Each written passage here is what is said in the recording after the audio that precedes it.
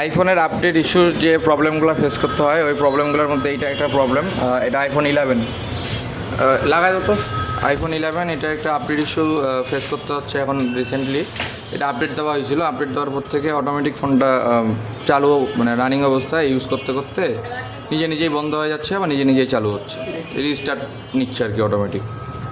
এই কারণে আর কি আইফোনের আপডেট ইস্যুটা আর কি এত বেশি একটা প্রেশার ক্রিয়েট করতেছে আপনার আইফোন ইউজারদের উপরে। আর আইফোনের রিসেল ভ্যালুটাও এই কারণে ডাউন। এটা আইফোন 11 এই ইস্যু সহ এটা আমি যদি বিক্রি করি আমরা সর্বোচ্চ এটা 10 থেকে 15 হাজার টাকার মধ্যেই আর কি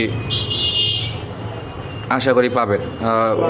আপনার এটা ডিসপ্লে চেঞ্জ আছে আর এটা আলাদা ইস্যু, বাট সফটওয়্যারের যে ইস্যুটা এই ইস্যুটার কারণে যেই প্রবলেমটা হচ্ছে এই প্রবলেমটা সলভ করতে হলে এটা আমাদেরকে একটা ভালো নিয়ে যেতে হবে ভালো মেকারের কাছে, অথবা ঢাকায় একটা ভালো কোথাও নিয়ে যায় বা ভালো কোনো সার্ভিস ম্যানের কাছে নিয়ে যায় এই ইস্যুটা সলভ করাই নিতে হবে।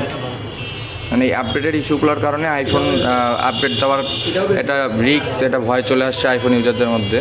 তো আমার মতে আইফোন আপনারা এখন কেউ আপডেট দিয়েন না, আপডেট দিলে অনেক রকমেরই ইস্যু হচ্ছে। আর এই আপডেট ইস্যুগুলো কিন্তু সলভ করতে গেলে আইফোনটা খুলে আপনাকে সার্ভিস করতে হচ্ছে ভালো টেকনিশিয়ানের কাছে। আর এই কাজগুলো দিনাজপুরে হয় না, এই কাজগুলো করতে হলে ঢাকায় করতে হয়। এটা লং টাইম প্রসেসের হ্যারাসমেন্ট আর কি। তো এই কারণে আইফোন ইউজাররা আইফোনটা মোটামুটি আপডেট না দেওয়ারই চেষ্টা করবেন, এটাই আপনাদের জন্য ভালো। আপনাদেরকে আমি দেখাই দিই আরও একবার প্রয়োজনে। এটা পাসওয়ার্ডটা কত ভাইয়া? আচ্ছা 1 মিনিট পরে এটা ক্যামেরায় ঢুকলে অফ, প্রেশার ক্রিয়েট করা যাচ্ছে না। তাহলে এটা তুমি এটা ইউটিউবে যদি ভারী ভিডিও প্লে করো, যখনই একটু ফোনটাতে প্রেশার ক্রিয়েট হবে বা ফোনটা একটা লং টাইম চলবে অটোমেটিক বন্ধ হয়ে যাবে। মানে এটা সলিউশন একটাই মাত্র, ঢাকা,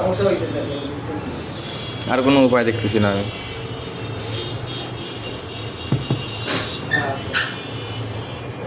$200 $200